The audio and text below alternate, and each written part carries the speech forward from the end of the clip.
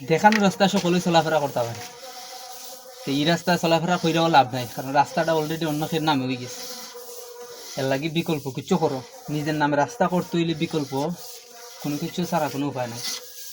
কারণ যে প্রতিদি সকলেই আছে, এই প্রতিদি যে কোনো মানুষ, সাধারণ মানুষে যাইতে পারে। অসাধারণ কোনো কিছু করতে হইলে নয়া করে চেষ্টা করা লাগবে।